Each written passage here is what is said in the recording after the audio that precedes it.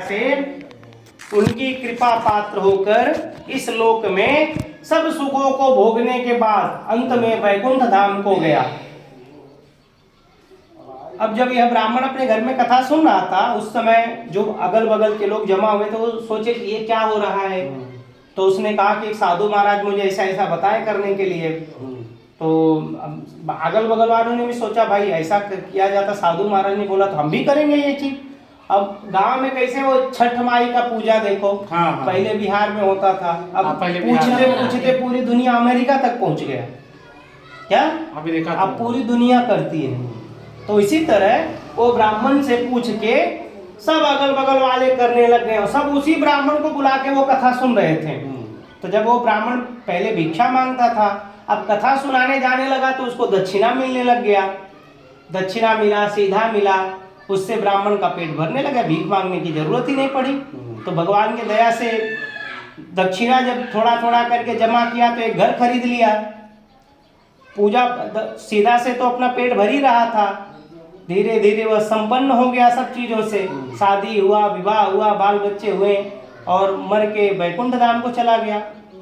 एक दिन वही ब्राह्मण अपने घर में भगवान सत्यनारायण की कथा सुन रहा था कि उसी समय एक लकड़ी बेचने वाला लकड़हारा उसके घर के सामने से जा रहा था। उसी समय ब्राह्मण के घर में भगवान का मंत्रों का आवाज आते सुन के लकड़हारा रुक गया। लकड़ी का गट्ठर बाहर रख के जहाँ भगवान की पूजा चल रही थी उस स्थान पे आया और थोड़ी देर रुक कर उसने भगवान की पूरी कथा सुनी और प्रसाद खाया।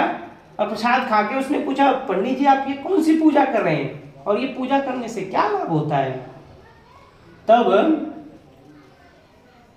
ब्राह्मण ने लकड़हारे को यही सत्यनारायण भगवान के व्रत का सब विधान कह सुनाया। कहा कि ये व्रत करने से मेरी मनोकामना पूर्ण हुई, मेरा ये काम हुआ, वो काम सब बताया उन्होंने। तो लकड़हारे ने कहा कि यह व्रत मैं भी करूंगा। उसने भी व्रत का सब विधान ब्राह्मण से पूछ लिया और जब घर के बाहर गया, लकड़ी का गट्ठर अपने सर पे रखा तो उसने मन में विचार किया कि आज यह लकड़ी बेचकर ही मुझे जो पैसा मिलेगा उसी से मैं भगवान का कथा सुनूंगा। ऐसा मन में विचार करके जहां धनवान लोग रहते थे उस गांव में गया।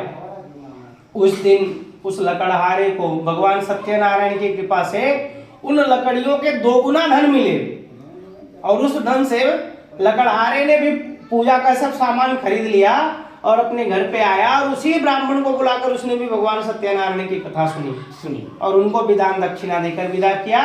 और उस व्रत के प्रभाव से वह लकड़हारा भी धीरे धीरे लकड़ियां इकट्ठा करके एक दुकान का मालिक हुआ, फिर 2 दुकान का मालिक हुआ।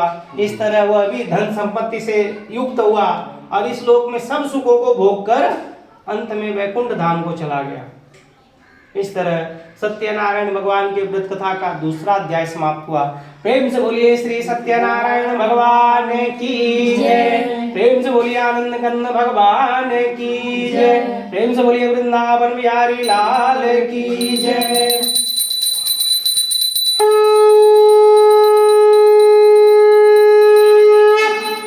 प्रेम से बोलिए श्री सत्यनारायण भगवान की जय। अत तृतीय अध्याय। सूत जी कहते हैं, हे ऋषियों, आगे की कथा कहता हूं, ध्यानपूर्वक सुनो।